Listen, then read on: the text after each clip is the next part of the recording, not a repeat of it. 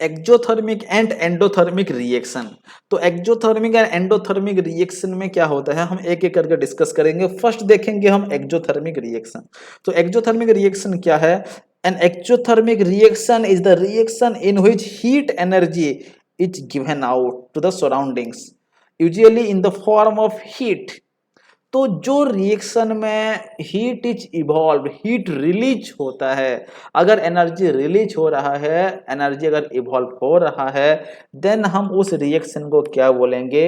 Exothermic reaction. Exothermic reaction में क्या होता है? एनर्जी रिलीज होता है, एनर्जी रिलीज होता है। तो एक्जोथर्मिक रिएक्शन में जो एनर्जी रिलीज होता है, क्यों होता है, यहाँ पे उसका एक डायग्राम दिया गया है। देखो इसका ग्राफिकली इसको रिप्रेजेंट किया गया है। ये रिएक्टेंट का एनर्जी है। यहाँ पे एनर्जी वाई एक्सिस में एनर्जी है, पोटेंशियल एनर्जी, एंड ये रिएक्शन प्रोग्रेस है। तो रिएक्टेंट का एनर्जी क्या होता है? जनरली एक्जोथर्मिक रिएक्शन में energy of reactant, energy of reactant जो है वो ज्यादा होता है then energy of product, energy of product. यहाँ पे देखो मेंशन किया गया है किसका एनर्जी ज्यादा है। आप देखिए जो ऊपर है रिएक्टेंट का एनर्जी ये वाला है, प्रोडक्ट का एनर्जी कम है यहाँ पे। तो रिएक्टेंट का एनर्जी जितना ज्यादा रहता है प्रोडक्ट से, उतना हीट रिलीज हो जाता है प्रोडक्ट बनते ही।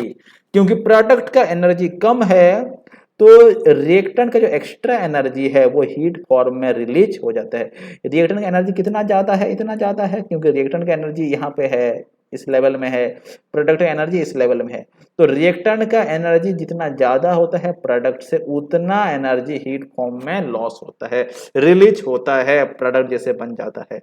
और जिस तरह रिएक्शन में हीट रिलीज होता है उस तरह का रिएक्शन को हम क्या बोलते हैं? Exothermic reaction. तो कुछ एग्जाम्पल देखेंगे। जनरली जितना सारा कंबसन रिएक्शन है, all combustion reaction are, all combustion reactions are exothermic, exothermic reaction. For example यहाँ पे है C+O2, CO2, ये कंबसन हो रहा है, जल रहा है, तो जलने से हीट आता है, C+O2, ये CO2 बनेगा, प्लस यहाँ पे हीट रिलीज होता है। तो जो रिएक्शन में हीट रिलीज होता है हम उसको क्या बोलते हैं? जो थर्मिक रिएक्शन बोलते हैं।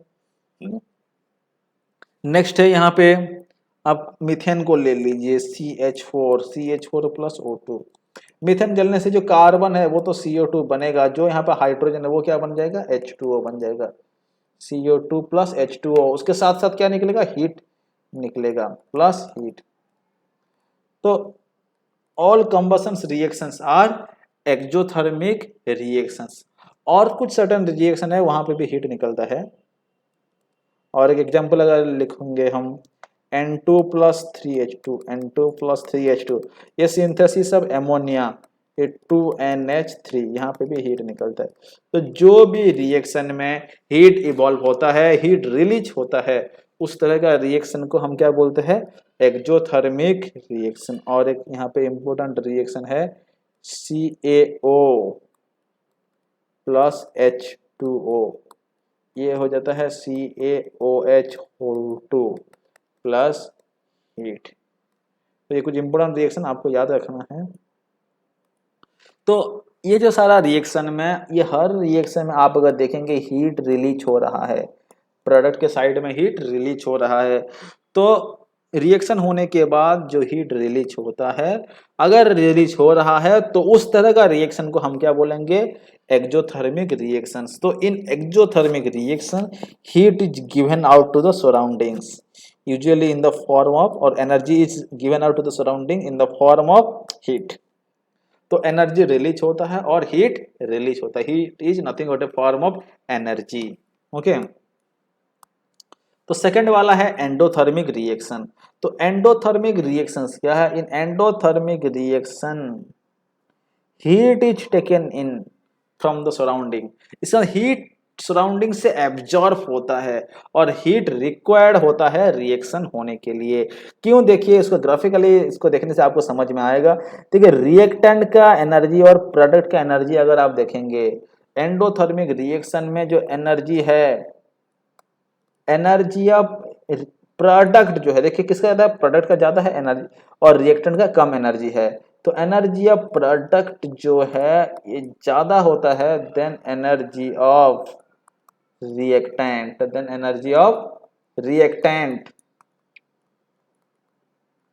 तो क्योंकि प्रोडक्ट का एनर्जी ज्यादा है और रिएक्टेंट के पास उतना एनर्जी नहीं है, इसीलिए हम एनर्जी सप्लाई करते हैं। एनर्जी सप्लाई करते हैं मतलब एनर्जी एब्जॉर्ब होता है, हीट सप्लाई करते हैं। और जो रिएक्शन में हीट सप्लाई करते हैं हम उस तरह का रिएक्शन को क्या बोलते हैं, एंडोथर्मिक रिएक्शन। और कितना सप्लाई करेंगे, प्रोडक्ट का एनर्जी रिएक्टेंट का एनर्जी से जितना ज्यादा है उतना ही एनर्जी हमें एक्स्ट्रा सप्लाई करना पड़ता है। और क्योंकि एनर्जी हम सप्लाई करते हैं इन द फॉर्म ऑफ हीट और उस रिएक्शन में हीट रिक्वायर्ड होता है, हीट एब्जॉर्ब होता है, इसीलिए हम उस तरह का रिएक्शन को क्या बोलते हैं, एंडोथर्मिक रिएक्शंस। जनरली जो भी हम डिकम्पोजिशन रिएक्शन पढ़े थे तो उस डिकम्पोजिशन में हम क्या करते थे, एनर्जी सप्लाई करते थे, क्योंकि डिकम्पोज करने के लिए, ब्रेक करने के लिए एनर्जी का जरूरत होता था, तो हम क्या करते थे, एनर्जी सप्लाई करते थे। तो इसीलिए एक इंपॉर्टेंट पॉइंट है, all decomposition reactions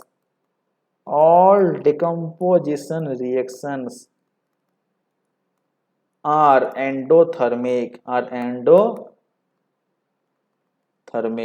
for example यहाँ पे लिख रहा हूं कुछ एग्जाम्पल देखिए, जैसे कि FeSO4 इसको हम हीट करते थे, हीट को डेल्टा सिंबल में भी रिप्रेजेंट किया जाता है, डेल्टा सिंबल देने से भी चलेगा और हीट लिखने से भी चलेगा। तो FeSO4 क्या हो जाता है, Fe2O3 हो जाता है प्लस SO2 प्लस SO3। तो क्योंकि हम हीट सप्लाई कर रहे हैं तब जाके ये रिएक्शन हो रहा है।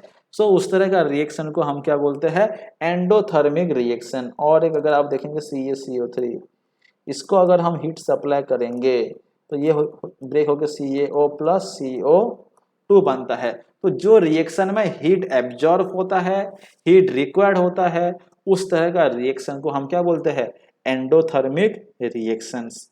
और भी सर्टेन एग्जांपल्स है, यहाँ पे N2 प्लस O2, यहाँ भी हीट रिक्वायर्ड होता है, हीट हम सप्लाई करते हैं।